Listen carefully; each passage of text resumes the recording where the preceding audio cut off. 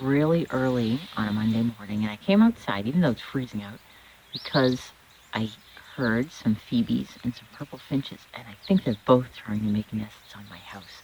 My husband is not going to be happy, but they got to live somewhere. I'm inside now, but that is a purple finch just sitting right outside my door. Oh, bye-bye. I meant house finch. It's a house finch. Oh, see? Shh. See, there she goes. She's trying to make the nest in the flag. Oh, no, honey, that is not very smart. No, it's not. There's the male. Now he's down on our lamppost. Yeah, you can't make a nest there either. No. No. Finch is a very special bird to me because I remember the first time I saw one. I was a teenager and I was waiting for the bus in Cambridge. And I remember seeing a bird and it was sitting up on a telephone line. And I remember thinking, wow, I've never seen a little red bird before, a little red bird that is not a cardinal. I wonder what it could be. But this was quite a while ago and there was no internet.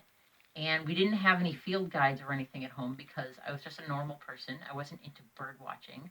And I think I probably just forgot all about it until I was doing research on my own book. And then I remembered the little red bird, and I remembered the first time I had seen it, and then I found out some very interesting things, which I'm going to tell you about.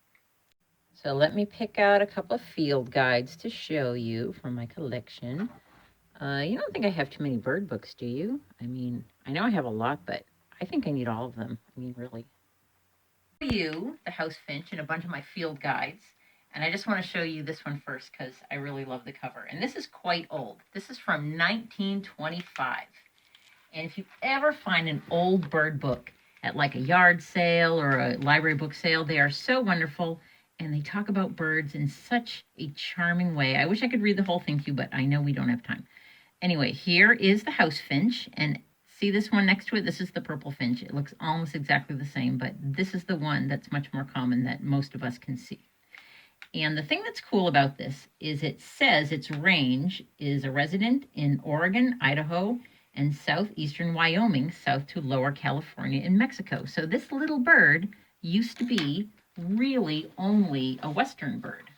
And here's another old field guide. This is from 1956. This is a little golden guide, and these are also awesome.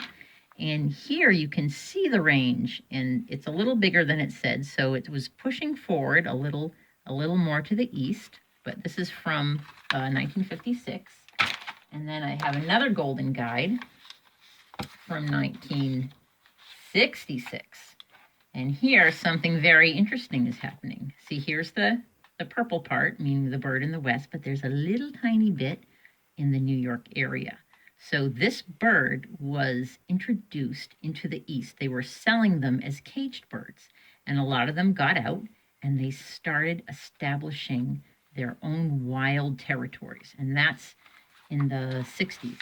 And then a little later on, this field guide is from 1977. And you can see the range is getting bigger. And then this is the first field guide I bought myself when I started really getting into bird watching. This is from 1996.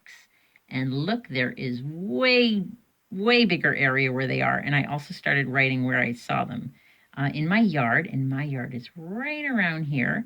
Also saw them in Nevada and in California. And I know I've seen this bird in Death Valley. I've seen it in the desert. I've seen it on mountains in New Hampshire. It's everywhere, and it's extremely adaptable. It's really can live a ton of places. And then here's my latest field guide, and I must show you, Signed to Me by David Sibley himself. He's a really awesome guy. And look now, look at this area. It's the entire country. It lives everywhere, the whole place. And I don't know, I find that extremely fascinating. And I hope you do too. Let's draw this very interesting little bird. We start, like all the other ones, kind of getting the general shape. Because it's a finch, it's sort of a chubby, stocky little bird. It's got a bit of a flat head and not too much neck. And the most important thing about what makes a finch is it's got a fairly strong little beak because it has to chomp seed, so it needs a strong bill. It's got a sort of a medium length tail. The tail has a notch in it. That kind of means it's got two feathers kind of pointing out, so you see this little notch.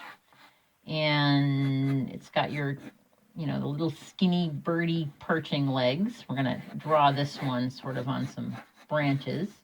Let's put its eye in. I like to put the eye in right away so I know who I'm dealing with. Put a little eye in. Okay. There, now I can see him. The finch, this house finch, got fairly short wings. And the most distinctive thing, of course, is its lovely color scheme. It's not just the red. It's also, it's very streaked.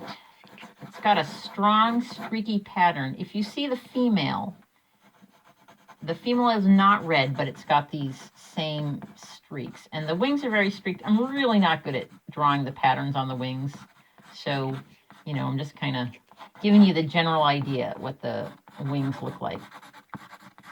Now, the cool thing about using pencil with a colored pencil drawing is you don't have to draw it and then erase. You can kind of make your pencil lines part of the drawing.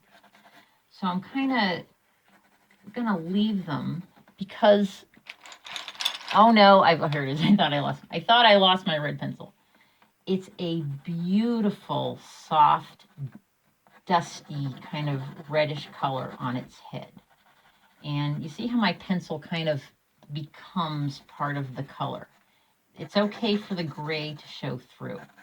And I'm also going to kind of beef up these lines with some brown, these streaky lines on its chest and on its wings.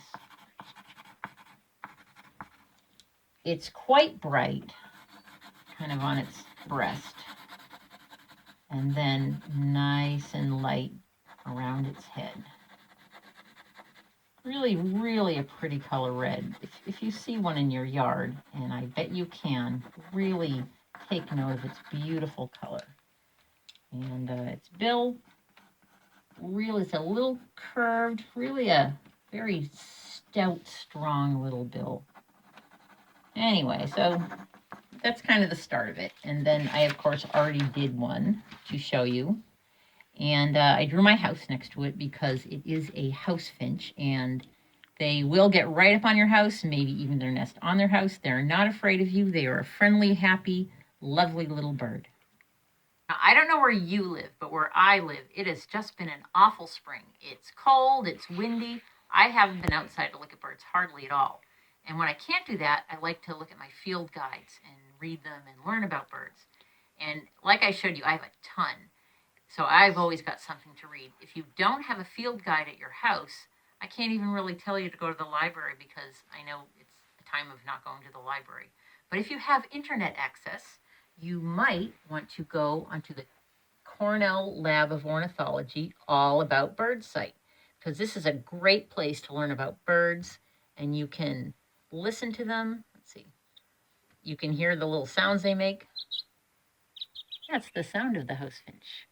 Any bird you want, even I think animals too. Sometimes it's fun just to look up animal sounds. So it's really cool. Okay, bye-bye. Stop. Okay. But I like to just look at my field guides and, sit and read and look them all up and see the birds I've seen and where might I see other birds and think about the birds that maybe I'll see someday. And that's what I like to do. So thanks for watching, and I'll see you next time. Bye.